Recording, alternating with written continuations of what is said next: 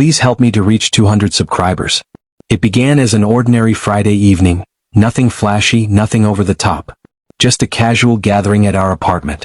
A handful of colleagues from work, a few bottles of wine, low music humming in the background, and some simple snacks.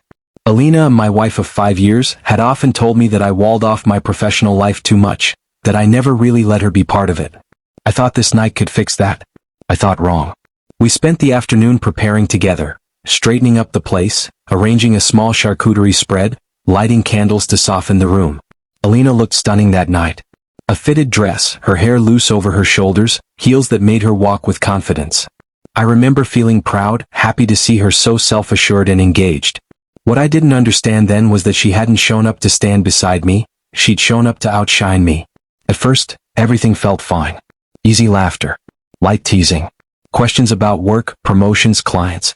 Alina sat close, wine glass in hand, smiling and joining in. Then sometime after 10 the tone shifted. Jason, one of my coworkers, made a lazy joke about men who overcompensate, the type who buy oversized trucks or deafening motorcycles to distract from what they supposedly lack. He laughed and gestured low. A few people chuckled. It wasn't aimed at anyone in particular. Just stupid banter. Then Alina leaned forward, casually swirling her wine, and said, loud enough for everyone to hear, with a playful smirk, "Well, I guess I married living proof of that." The room went dead quiet. Faces stiffened. Eyes flicked toward me, then quickly away. It felt like the floor dropped out from under my body. My chest tightened, my mouth went dry, and my brain froze.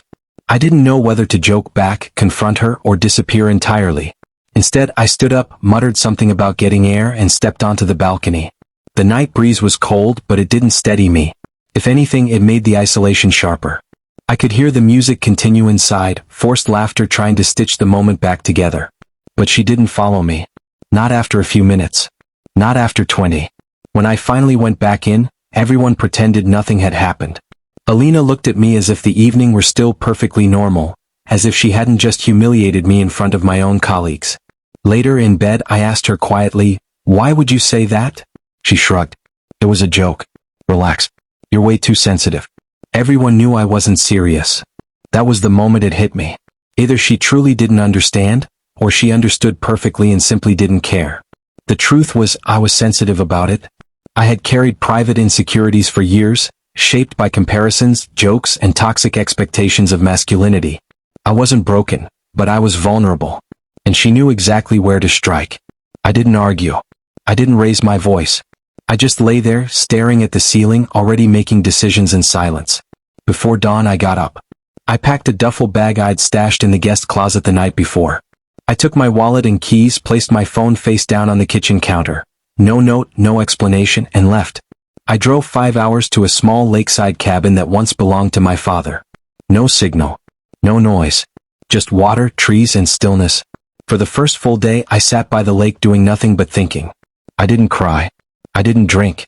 I just faced the reality of how easily someone who claims to love you can turn you into a punchline. By the second day, she was frantic, calling my sister, my boss, even Jason.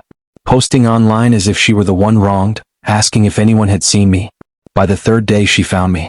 Her silver car pulled up fast. She got out already sobbing, panic spilling over before she even reached the porch.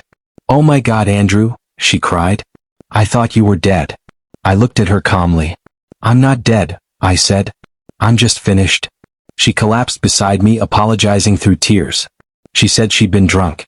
That she hadn't meant it. That she never imagined it would hurt so deeply. She told me she thought I was strong enough to laugh it off. That's when I said the one thing that changed everything. You don't get to decide how much something hurts when you're the one inflicting it. We talked for hours. I listened. But I didn't forgive her. I wasn't ready, and I wasn't sure I ever would be. When I returned to the city a week later, I didn't go back to our apartment. I moved into a furnished place I had quietly leased a month earlier, just in case I ever needed it. We aren't divorced.